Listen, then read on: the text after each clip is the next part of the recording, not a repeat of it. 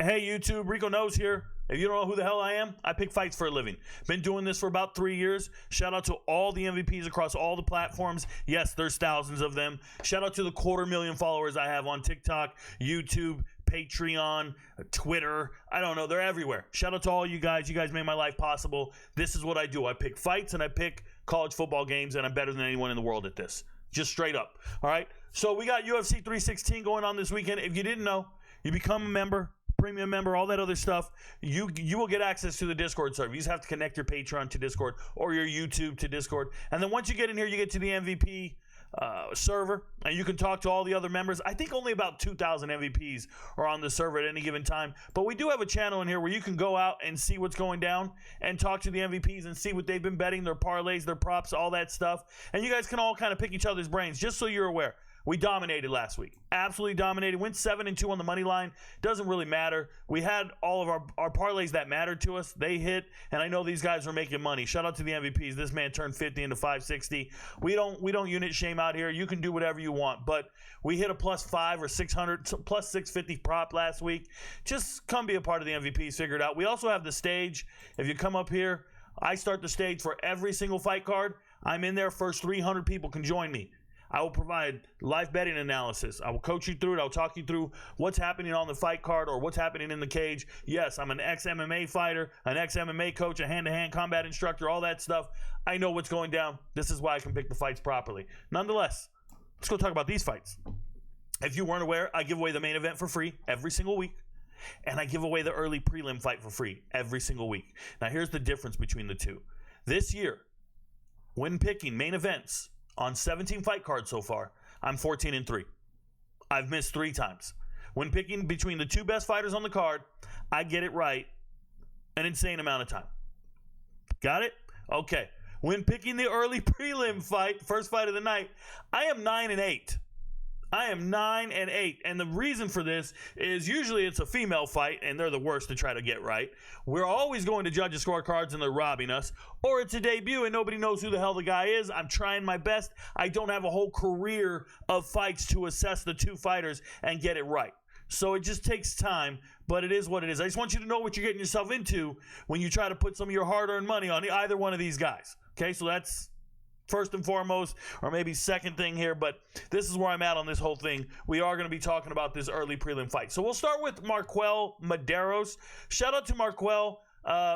Very athletic young man.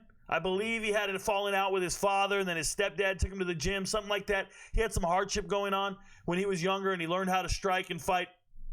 This is a very athletic guy, but I've talked about him twice before in the past. If you don't remember, we've seen him fight in the last year against Landon Quinones and Austin Hubbard. And every time I assess him as a fighter, I say the same thing. He's very athletic.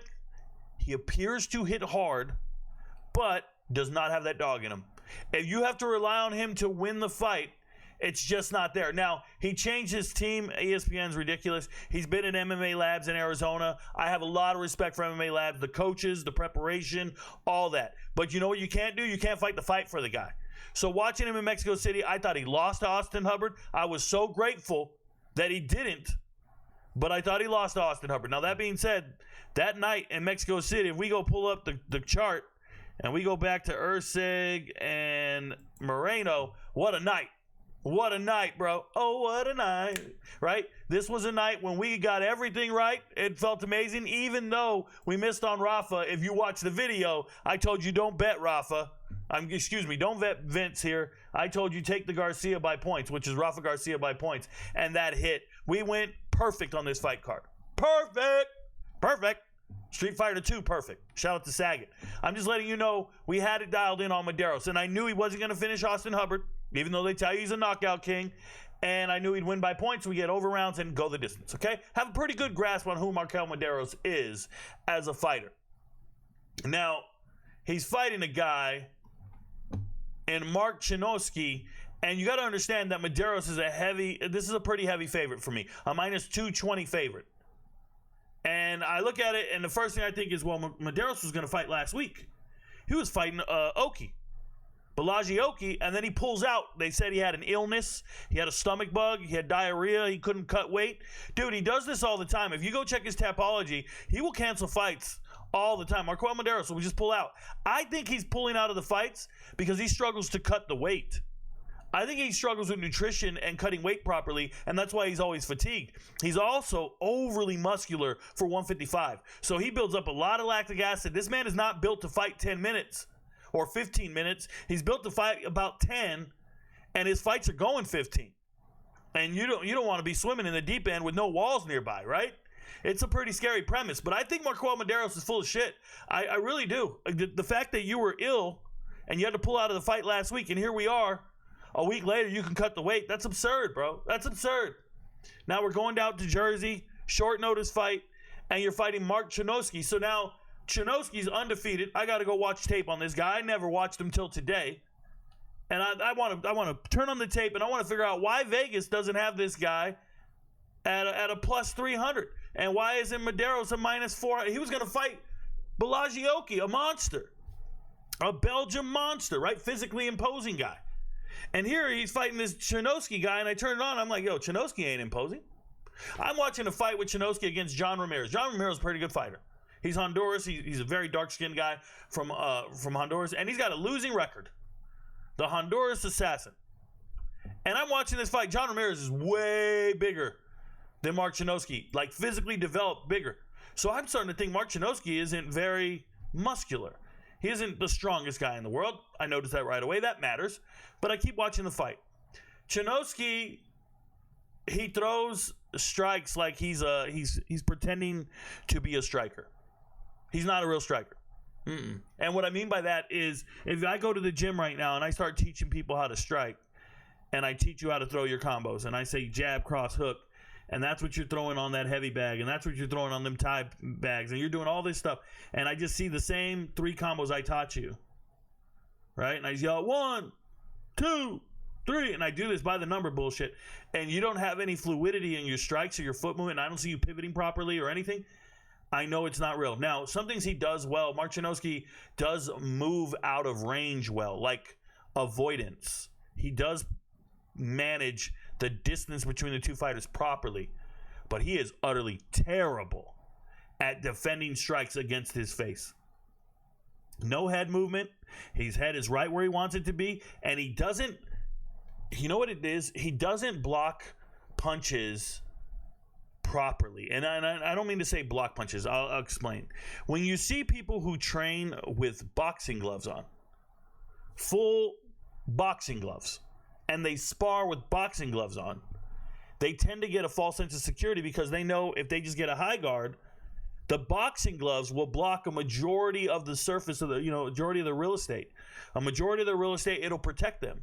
So now you put on the 4-ounce gloves, and the dude's doing the same bullshit defensive posture, and now it's really wide. And I think Mederos is going to tee off on that stuff. I really do.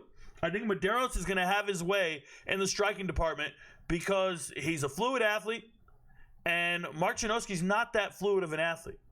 Now, that being said, Mark Choinski is undefeated and an absolute dog. He's got 0 quit in him. 0 quit in him. Unless he's knocked out. He's never been knocked out, right? You're going to see these subs. These are not jiu-jitsu nerd subs. These are clubbing subs. This is a guy, the Shark. He comes out to bang. Rufus Sport, they got a team out there.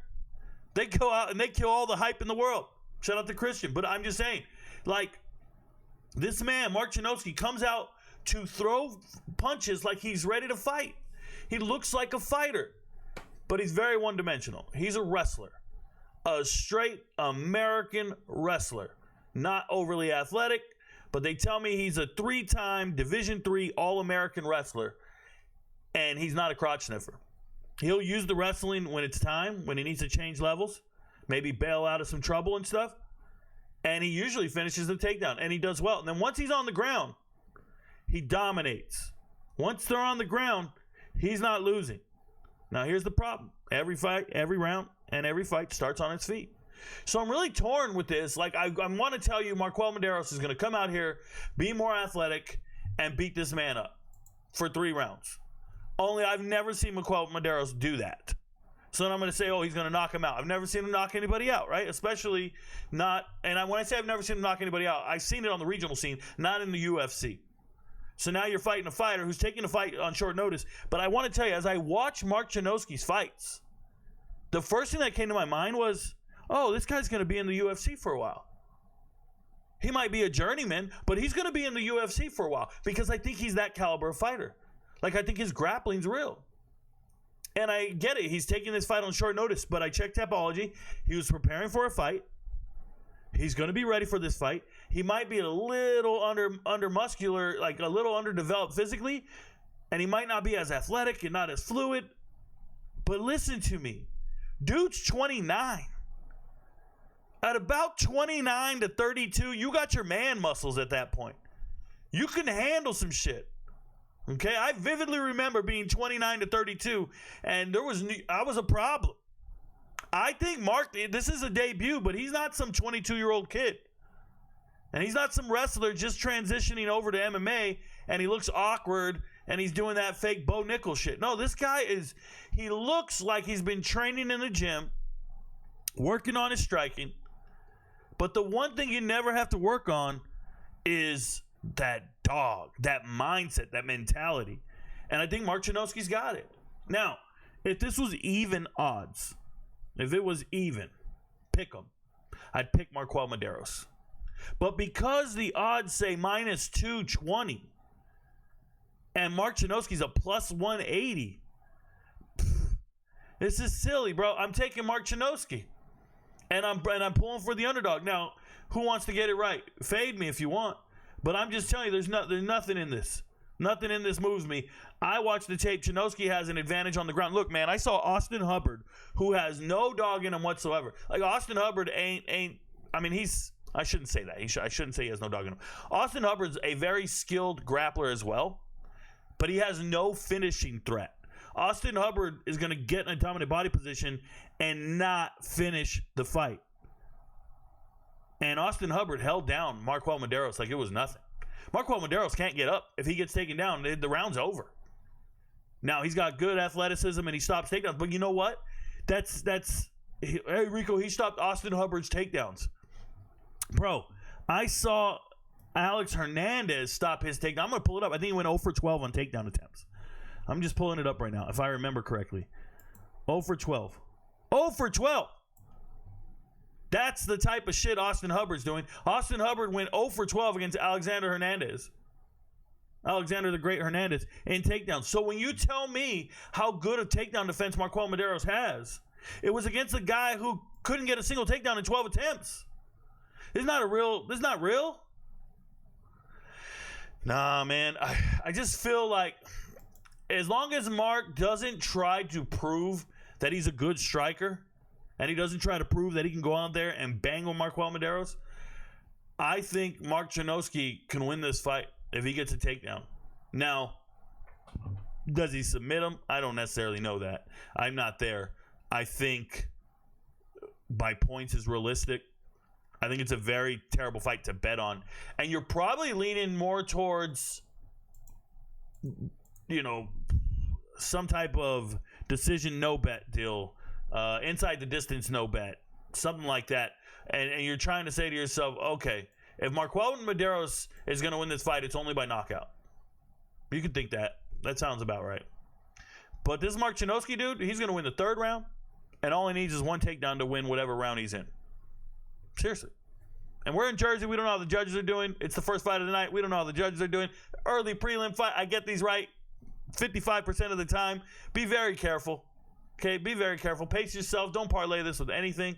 The last thing I'll say is if you go back and watch the fight, John Simone and Mark Choinski fight each other. Now, John Simone, the name sounds familiar, Ricky Simone's brother. And John Simone's not an amazing fighter at all. But they went to decision. He still won that fight by unanimous decision, but he didn't finish him. And some people were like, well, if that's the only fight he's ever had. Well, I didn't see the leverage fight, but the only fight he had that he didn't finish a guy. And everybody's going to use that against him, like, oh, he's not that good, or he's not that. I'm telling you guys, I see the size of the dog in the fight, and I just go, yeah, that's the guy. I'll take him, especially at these odds. It's not a pick 'em, and I've never seen MarQuel Mederos look like a minus 225 fighter. Never. I'm sure he's so happy he went from fighting below, a monster from Belgium in Oki, and now he gets Mark Choinski. I'm sure he's ecstatic. But I hope Mark Choinski goes out there, gets a takedown, and this young man doesn't know how to get back up. Hey, become an MVP. You'll get my breakdown of all the other fights. Shout out to you guys. Thank you, MVPs. You changed my life. Your friends don't know, but Rico knows. Peace, y'all.